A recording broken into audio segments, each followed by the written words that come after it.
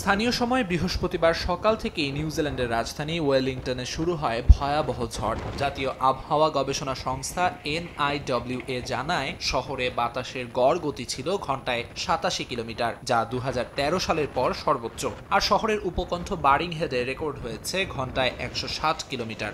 এটাই এক দশকের মধ্যে দেশের সবচেয়ে বিধ্বংসী প্রাকৃতিক দুর্যোগ।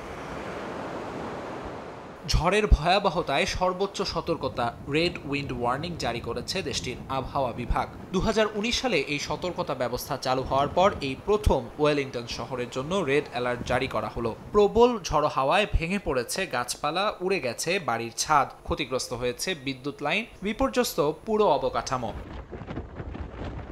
সতর্কতা হিসেবে বন্ধ করে দেয়া হয়েছে ভিক্টোরিয়া ইউনিভার্সিটি অব ওয়েলিংটন সহ রাজধানীর সব স্কুল কলেজ। বাতিল হয়েছে ওয়েলিংটন আন্তর্জাতিক বিমানবন্দরের অধিকাংশ ফ্লাইট। সকালের কিছু ফ্লাইট ছাড়লেও দুপুরের পর কার্যত বন্ধ পুরো আকাশপথ। পাশাপাশি বাতিল হয়েছে নর্থ আইল্যান্ড ও সাউথ আইল্যান্ডের মধ্যকার সব ফেরি চলাচল। দক্ষিণ দ্বীপে বৃষ্টিপাতের পরিমাণ ২৪ ঘন্টায় রেকর্ড ছাড়িয়েছে। বেশ কয়েকটি এলাকায় দেখা দিয়েছে হঠাৎ বন্যা, যার প্রভাবে বন্ধ হয়েছে সড়কপথ। ভূমিধসের ঝুঁকি মাথায় রেখে অনেক এলাকাতেই বাসিন্দাদের সরিয়ে নেওয়া হয়েছে নিরাপদ স্থানে।